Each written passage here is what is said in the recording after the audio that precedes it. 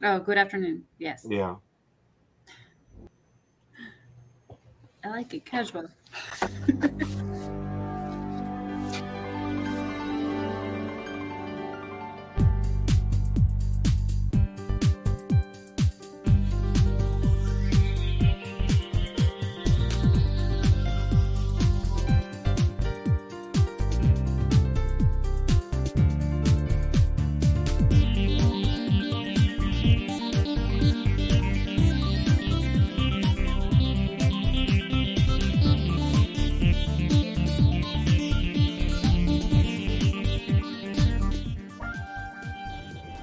Good evening and welcome to the 540th episode of Travel It Radio, the show that lets you enjoy the pleasures of travel from the comfort of your armchair. I'm Dan Schlossberg, along with my friend and colleague, Roger Noriega, and we are in the 13th season of Travel It Radio. Roger? Every week at this time, we talk to people representing destinations, hotels, airlines, railroads, car rental companies, and others in the world of travel and hospitality, from authors and bloggers to broadcasters and publicists. If it's got anything to do with travel, it's got everything to do with Travel Itch Radio. Our guest tonight is Lori German from Glendale, Arizona. Welcome, Lori, to Travel It Radio. Hello, everybody. Thank you for having me. And since this is March, I think about exhibition baseball, in your case, Camelback Ranch, shared by the Los Angeles Dodgers and Chicago White Sox. Tell us what makes the Cactus League so good and especially good in Glendale.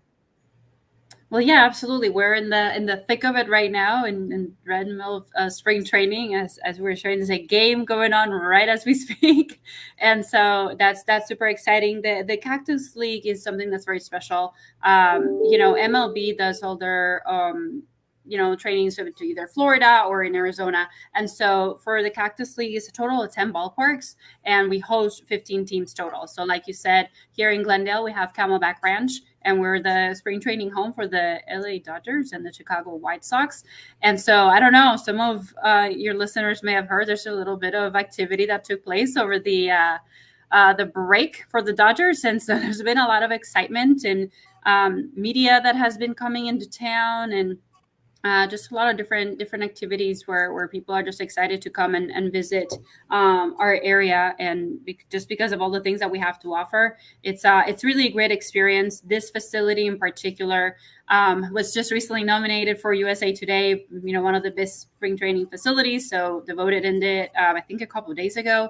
So we'll see how that goes, but it's just beautiful. There's lakes and walking paths and so many different things that is not what a normal baseball type experiences, and that's why people just love coming out here. And while we're talking sports, isn't Glendale big on football too? A little bit. We do kind of host we some major games out here. We have State Farm Stadium. Last year we hosted the Super Bowl. That was the third time that our city has done that. So we have major mega events that we host in our city. So we're excited about all those things and attracting people. And just this year, just this past year and this year, the Rattlers. So arena football is going to be starting here in Glendale. So their season's coming up really soon. So yeah, all things sports we're in for. And I'll share a little more about some of those details later too. And with your benign climate, is it fair to say Glendale is big on both participation and spectator sports? I'm thinking golf and tennis primarily, but how about hiking, biking, and ballooning? Yeah, so again, we talked about some of those spectator options, right? Where people can come here and they can go whether they want to watch baseball, watch football, or arena football. We also even have Rich Riders. We have PBR here as well. But in addition to that, you're 100% right. We have Thunderbird Conservation Park. We have just wonderful hiking trails, and the weather is gorgeous. When you want to go do, I don't know if you all do any pickleball, but pickleball is kind of taking over the country. And so we recently opened here in our sports and entertainment district, Chicken and Pickle. And that has over 10 pickleball courts indoors and outdoors. There's event spaces. You can play, again, other like yard games and They do all kinds of things, and we've had a lot of our corporate partners do events out there. But we also have, Pop Stroke and Top Golf. So if you're going, we do have actual golf courses, right? When you can go out and do the normal. But if you're trying to work on your putting, Pop Stroke is that is a Tiger Woods concept. That there's a few of those. So that's for your putting, and you got 2 full courses out there that are designed like that. So you can think of mini golf, but without the windmills or anything like that. It's actually really nice and super packed every day. And then Top Golf is kind of more for driving, right? It's, to me, I define it as like bowling, but for golf. So they're actually just a lot of different fun activities, because again, we're have a lot of options. And recently we also had Rainbow Riders, who relocated their headquarters to our city. I also wear an economic development hat within our city, and they just opened their headquarters here, but they have been operating in Glendale for some time. So if people want to go in a hot air balloon ride, if that's a bucket list item, they can do that in Glendale too. Well, Glendale is reputed to have the nation's finest sports and entertainment district. Please tell our audience what that includes. So I feel like I'm starting to do that in the last question, right? We talked a little bit about some of those attractions, but just for that, everybody that's listening. And so when you think of like it's a rectangle, it's about 1 mile wide and 2 miles long. And within that space, we're anchored by Desert Diamond Casino. And then at the other end by Resort, which I'll talk about a little bit later. And then all in between there, again, it's going to be your Camelback Ranch. It's going to be State Farm Stadium. It's going to be Desert Diamond Arena. And then we have Westgate Entertainment District, which has over 50 restaurants. And again, more things to do. There's a comedy club. There's, axe throwing. There's escape rooms and sugar factories. I mean, there's just so much to do. There's a movie theater, and so in that whole space is, again, what we call our sports and entertainment district, where it's just the hub of all that. There's also shopping and all of those things that you would be looking for when you're coming for, whether it's an event or just coming to spend the day. We're talking Glendale, Arizona with Lori German. Because of its red rocks, blue skies, and omnipresent desert cacti, Glendale is one of the most photogenic places on the planet. But what is the best time to visit? So I feel like that's a direct question. No. Again, Arizona as a whole is like you said, just very photogenic. We have a lot of different attractions. We know people are going to come here. Hey, I want to go to the Grand Canyon, right? You go to the Grand Canyon. You can come and stay in our city and go take your day trip to the Grand Canyon, come back. Same thing with Sedona and other areas, the White Tanks and things like that, right? So for us, if you're going to be doing those outdoors activities, I mean, right now it's just gorgeous. But I would say anywhere between November and May, it's just beautiful. And if you're trying to find some deals, then come in the summer and hang out with us. But there's a little bit to do even when it is that warm, right? I think what we would say to people is just to take the needed precautions during those times. But it's I think we're lucky, and we don't have to worry about climate disasters or hurricanes and things like that would affect your trip. If it's warm, it's just warm, but you can still be outside and doing some things and having fun. I appreciate knowing that. Would you tell us about some of the gorgeous resorts in Glendale, especially the newer ones, and what's upcoming? Yes, of course. So Glendale, again, is still a growing city, right? We have certain areas in our community that are very well developed, and then we've been building in this particular space, like the Sports and Entertainment District. It's been now over 20 years. It started with the arena way back when we were going to host one of those major events back in 2008, and so since then, I can tell you right now we have 16 hotel properties over here, and that's nearly 2,000 keys for those. We have currently 4 of them that are under development right now, and when those are completed, we'll be close to 4,000 rooms. And what that's going to do again is going to allow us to bring more people to stay right where the action is when we have these mega events that are taking place. But also it allows us an opportunity to bring, corporate events and conventions and conferences and all of those things because we have that access. So when I talk about the 16 hotels and how many rooms there are, right, and I tell you there's 4 and that's going to double, you're like, well, what's going on here? So I mentioned a little bit ago our Vibe Resort, and that is currently under construction, and that will be Arizona's largest resort once completed. It will have 1,100 rooms, and so that's where the bulk of what I was sharing is going to be coming from. And all the towers are currently, on the site. It's a 60-acre site, and it's going to be those 4 hotel towers. There is an 11,000 seat concert venue. So it's an outdoor concert venue, and it's a one of a kind. It's something that has not been done before, because if you're staying in one of the staterooms that is south facing, you can watch the concert from your room. All the balconies will face the room. There's, right in the center of that, it's going to be all the different levels for you to be able to go in. And if you're in the other side, you can get the tickets to be able to view it. They're going to have, normally when you go to a show, you're going to have your pit tickets and you're going to have some suites and you're going to have your regular ticketing options. There's going to be over 13 options for how you want to go see this concert. And cool. So it's super, super exciting. It's a $50 million stage that can actually in 90 seconds turn completely, to the other side. And at that point, it's going to be facing the water feature. It's going to have a 52,000 square foot party island with temperature controlled white sand, which means it will never go above 90 degrees. Now, if you're talking travel, I think a lot of people have been to Hawaii, and I'm not going to knock Hawaii, but if you go out in the sand, when the sun is out, you're going to burn your feet. It doesn't matter how hot it's going to be here, because we know it gets warm. You can still walk in there and not have to wear any flip-flops. So it's going to have a lot of different features, 12 restaurants, and there's going to be a wedding chapel, there's shopping, again, all kinds of entertainment options there. Now, attached to that is the Mattel Adventure Park. Again, this is all part of the 60 acres. So the Mattel Adventure Park is going to be, if folks aren't familiar with it, it is the Mattel that we're familiar with. So it's going to have all of those Mattel brands that people are, know and love.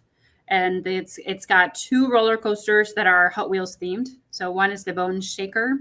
The other one is the Twin Mills coaster. And the carts for the coasters actually look like Hot Wheels. There's also a go-kart track where the cars for the go-karts look like if you see any of the Hot Wheels, they have those different looks to it. Beauty of this space is over 150,000 square feet. It's all indoors. All the queues for this are indoors. You're only outside when you're actually on those rides. There's also a Thomas the Train. There's going to be Masters of the Universe. He-Man versus Skeletor laser tag. And who doesn't want to do that, right? So there's again all kinds of things. Rock and Sock'em. There's an Uno kind of interactive, activity for them to do, kind of climbing, and you have to play kind of like you're playing Uno.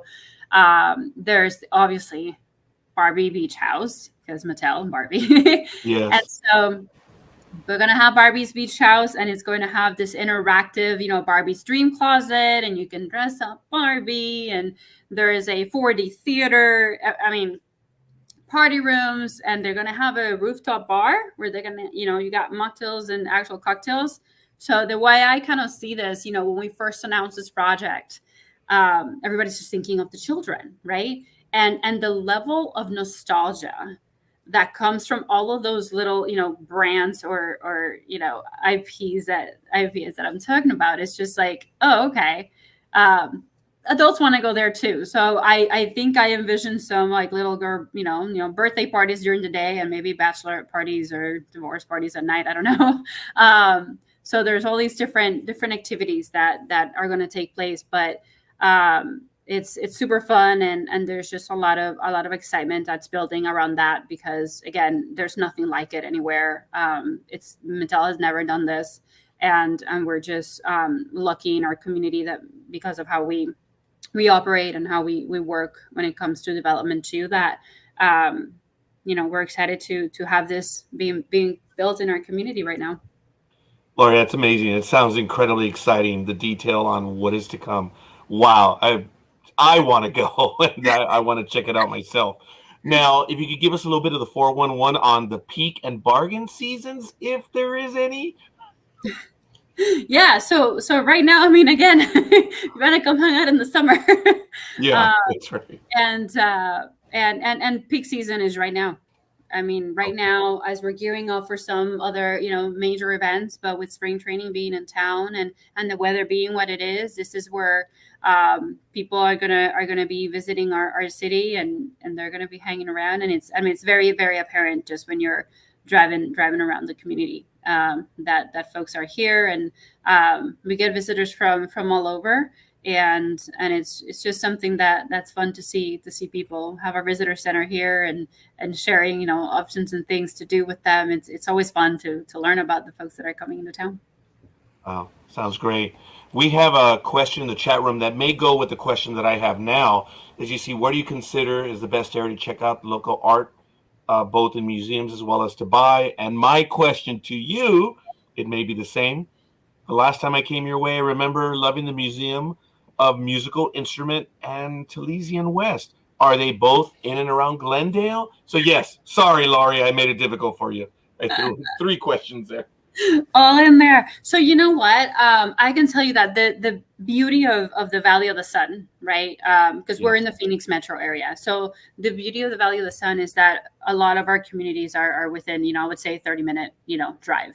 Mm-hmm. And so that is something that really makes it pretty accessible if you want to have access to kind of the broader piece. And what's happening in our community, just as growth is taking place, that center of what was the valley that would have traditionally been, central Phoenix, is actually shifting west. And the next community west is going to be Glendale. So you're still going to have that accessibility without having to sacrifice, again, that distance and the longer drives and things like that. So those places, and they're amazing. I know people love it. Taliesin is one of those Frank Lloyd Wright, buildings. And so it's phenomenal. And we do have a lot of different museums and cultural activities to do.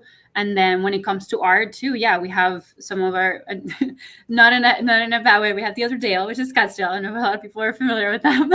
And there's a lot of arts and galleries and things like that in that area. And I even mentioned Sedona earlier. There's just, depending on what people are looking for, there's plethora of things to look for. You have native art as well. And so those are things that are always interesting to folks when they're coming in here. Thank you. Ladies and gentlemen, Talking Glendale with Laurie German. And Laurie, I know you've already touched on this, but what can't miss attractions should be on a visitor's itinerary? Well, you know what? It's very interesting because when you come to this area, and I think it's one of those things because we're looking, we're looking kind of forward. But I would say, and we just had a media trip here a few days ago, and right now that we're here for 3 days, and we took them to all the things. Those hot air balloons, I'm telling you, that's one of those weather things where you're here and it's going to be unique, and we're able to do that sunrise and sunset, however you want to do that. They really make it an experience. And I know it's in a lot of people's bucket list to do something like that. So it makes it just wonderful. And I touched on Vi and the Mattel Adventure Park. That's going to be great. But if you're coming here, taking a hike, I think a lot of folks just don't understand. It's like, you guys aren't, no, we're outside. And it's gorgeous, and there's trails and trails and trails. And that's all within, again, here in Glendale. You can go and do that during the day and then come hang out in Westgate and have lunch and go to the club, depending on what your level of activity is. And since Arizona became a state as late as 1912, it has a colorful Wild West history. Could you share with our viewers, Laurie? Yeah, I mean, again, Arizona, I think some people still may have a vision of the Wild West that's not quite what you've seen in the movies. But historically, again, it's one of those things that the main things that affected just kind of our growth in our state was the development of those railroads, right? And once that happened, I tell you right now, there's a significant capital improvement project that's taking place in our city, and that is literally in our city hall, and that is at a crossroads of an intermodal facility. So what's more, that's what's more telling that I just told you that expansion west with the railroad is where where everything kind of started. But the same thing that I said before, if you want to see all of that, we have Goldfield Goatstown, and some of those are a little outside of the main valley, but it's not far. It's still going to be 30-40 minutes, and you get to have that experience where they do the reenactments of some shootouts. You could go to Tombstone if you want, go take the day and stay somewhere else for the day, and then come back and learn about Doc Holliday and Wyatt Earp and where all that happened, right? So if that's the experience that people are looking for, it's the same thing. You're gonna come here, you stay here, take your day trip, and then come back and hang out with us some more. And by the way, the pictures behind you are not Glendale, are they? Oh. No, they're not. Call me out.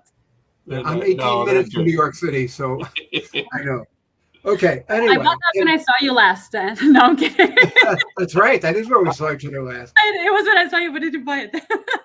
Yeah. Can out-of-towners find artifacts of the Old West in Glendale museums? So there's a lot of different museums in the area, and you will find, again, there's just kind of different niche areas. But yeah, people can go look. There's actually different sites as well around here that people can find, and there's a lot of geocaching too, which makes it interesting because it's kind of a combination of those things where you're trying to go and hunt for certain things. Some are people place, but other ones are actual different sites to go look at. So there's a little bit of everything for sure. And assuming most guests arrive by air, how far is Sky Harbor International Airport in Phoenix? And do visitors rent cars, or can they take the light rail to the resort of choice? So we are about 30 minutes from the Phoenix Sky Harbor Airport. The light rail does not come out here. And so there would have to be some sort of, whether you can take some of the rideshare options or just rent a car. The rental car facility is right attached to there. So there's a bus that takes you to the facility, and you just get your car right after, and then you can head on in and drive around. So, yeah. Okay, I want to tell our listeners you're tuned to Travelers Radio, now in our 13th season with Roger Noriega and Dan Schlossberg, which is me. Check us out on iTunes, LinkedIn, Instagram, and a few other things that I don't even remember the names of, or the Travelers Radio Facebook page, among other places. And we're talking Glendale with Lori German. I want to give a quick shout out to those in the chat room. Thank you for joining us and letting us know who you are and where you hail from. Lori, Glendale has restaurants of all sizes, descriptions, and flavors. Would you care to mention a few of them for us, please?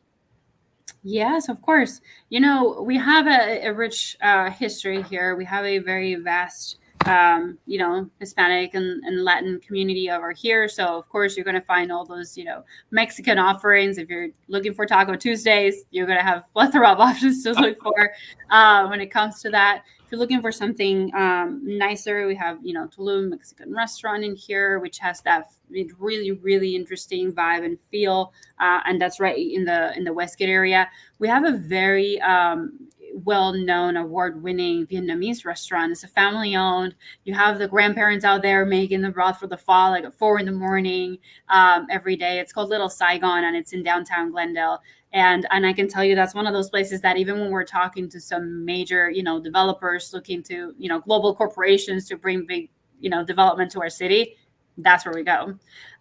So we've taken some folks there. There's also a German restaurant called House Murphy's that people travel to Glendale for. Trying to cover different flavors. La Piazza al Forno has been on Diners, Drive-ins, and Dives multiple times, and they have just phenomenal margarita pizza. It's so delicious. And then we have places, that are fun or more hip and trendy, like the Sugar Factory and things like that are here that again, that are going to be attracting a certain, if you're looking for those fun, ginormous drinks and things like that. We have the milkshake bars and all of that too. So a really, really good mix of different things that, variety that people can find, nice steakhouses and all of that as well. What's the nightlife like in Glendale? So the nightlife is continuing to evolve. This is one of those things that we're working on, but the Westgate area has different things because, again, our heavy concentration of event space. And when I say events, I mean whether it's, again, we just had Mecum Auto Auction that was here for 4 or 5 days. So they're here for that. And then people can go and, later in that evening, come to one of their spots here, and there's going to be music, and there's a couple of clubs that are within the Westgate Entertainment District as well. You're in a concert, the concert's over, then you can walk around that area and hang out with your friends and spend time there. So there's just a lot of activity that's taking place during the holidays. There's a skating rink that goes up, and there's just all kinds of activities. There's a farmer's market where people can find some of those local things. I know when you talk about artisan things, right, when they make crafts and jewelry and things like that, that's always fun when somebody's visiting to go and see some of those more specialized things.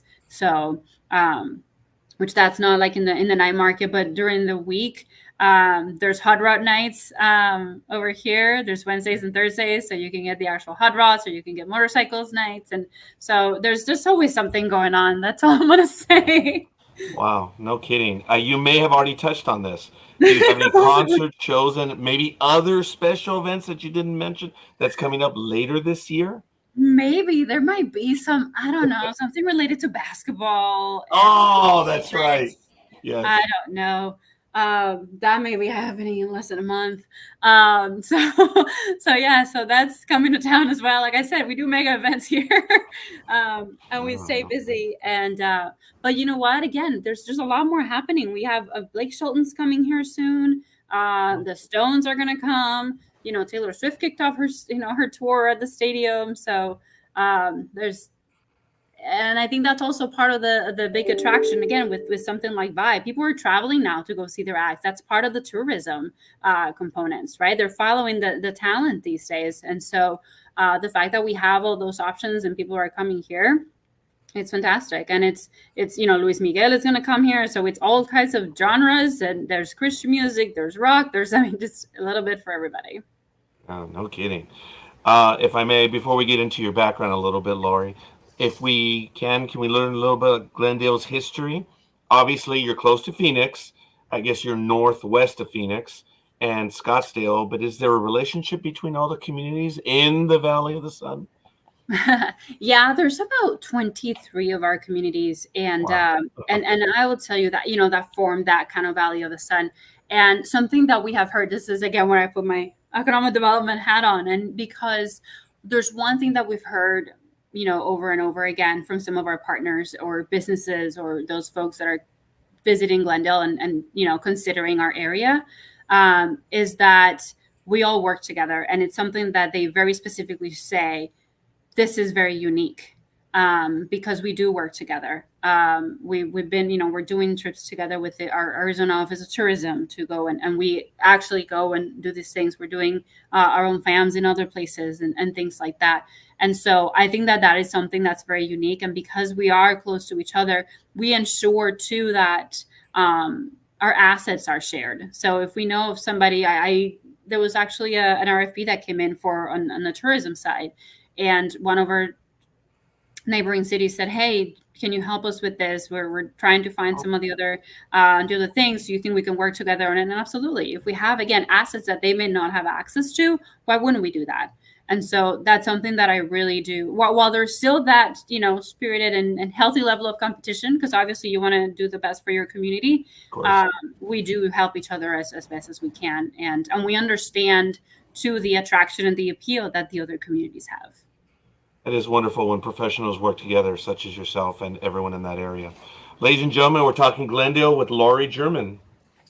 And Lori, we'd love to hear how you got involved in travel and hospitality, and especially how you came to Glendale. So please share where you were born, raised, and schooled, and how you got into the world of travel and tourism. Oh my goodness. Okay, so I'm gonna try to do this quickly. So I was actually it's a long story. I'm gonna try to make short. I was actually born and raised in Puerto Rico. So I am Puerto Rican. So I'm a bit of a ways from home at the moment, a little bit. But yeah, so I was born and raised over there. I started college there. Originally I wanted to be a pediatrician, so anyways, that obviously that's not what I'm doing, but I ended up working in production. So I had started college there. I finished college here, so I am a Sun Devil. I graduated from ASU, and I did work in production for about 8 or 9 years. So I did work for the Miss Universe organization. I did Oscars and Grammys and kind of live television stuff. And quite frankly, I got to do a lot of traveling during that time because we were doing those productions at different locations, and so that was something that kind of with that experience and some of the other experiences I had since then, just professionally, kind of led me to be here, where I am now, and it's those skills that you learn as you're just going through life that convert at some point, and here I am. So I've been with the city of Glendale for about 7 years. I started my career with the city in the mayor's office. So that is a great space to kind of learn all the inner workings of the city and work with people in all, across different departments and all those things. And so there was an opportunity to join the economic development team, and I did that. And in there, again, what we're doing is we're selling our community. So more recently, there was we call it the merge, but there was just a realization of, again, what we're doing as a community. So on the economic development side, right, you're looking to attract business and bring all of that here, have them helping them grow. On the visitor side, then obviously you're trying to do the tourism, conferences, and all of those things. You're selling the city on both ends. If I'm talking to a CEO of a company, I'm having to share with them, hey, this is where you're going to live. This is the activities that you have. This is where people are going to, if you're trying to tell your folks in there what's happening, what's around, what's here. So our city manager just kind of saw the need of, hey, there's synergies in what you all are doing. And so now those divisions are under the same umbrella.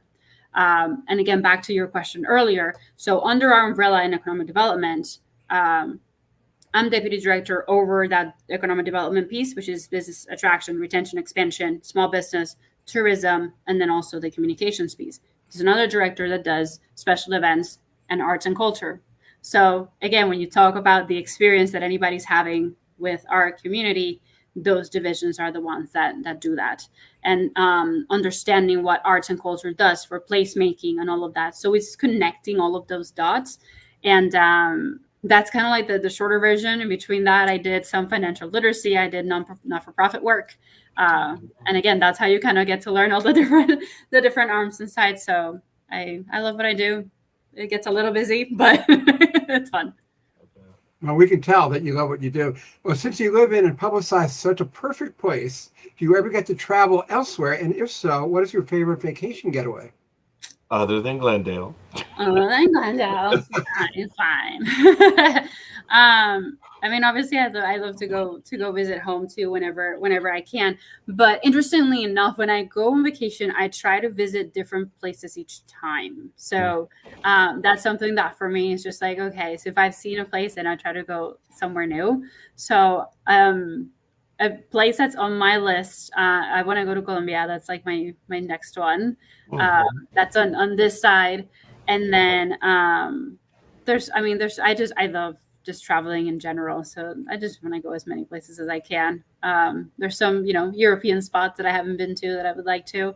I think if we were to cross to the other side, Japan would be fun to go to. I've only been to the Osaka airport, so that doesn't count. So I don't count airports as actually being there. So fair enough. But yeah, I think those are more my I miss the beach. Closest beach to me right now is 4 hours, and it's Mexico. So I have to bring the passport if I want to go to the beach. Oh wow, yeah. Well, how can our viewers learn more about Glendale? They call me. No, I'm kidding. No. Very good. No. VisitGlendale.com. Is our website. So visitglendale.com. And obviously we're across all the usual platforms for folks, and we're at Visit Glendale on Instagram and and Facebook. We also have LinkedIn as well, and we share some of those exciting, again, new spots and news and things like that. In all of those, our website was just recently relaunched, so if there's some tweaks that need to be made, we're working on that. Don't mind our dust, but it is pretty close, and we're excited about that. And we just, again, but happy to follow up with folks as they want to know more about our community. Our guest tonight has been Lori German of Glendale, Arizona, a beautiful place. I've been there. I recommend it. Thank you for being our guest on Travelers Radio. Oh, thank you so much. This is fun. And now that baseball season is just a week away, this is the perfect time to place an advance order with Amazon for my new book, Home Run King, The Remarkable Record of Hank Aaron. Dusty Baker wrote the foreword. You can pre-order the book on Amazon.com. And that's it for this edition of Travelers Radio. Now, this is Dan Schlossberg saying thank you for your time this time. Until next time, next week, same time, same place, we'll talk to Lisa McLean about the boat. And a second guest, we'll talk to Rob Knight, chairman of Geocultura. For now, good night and stay safe.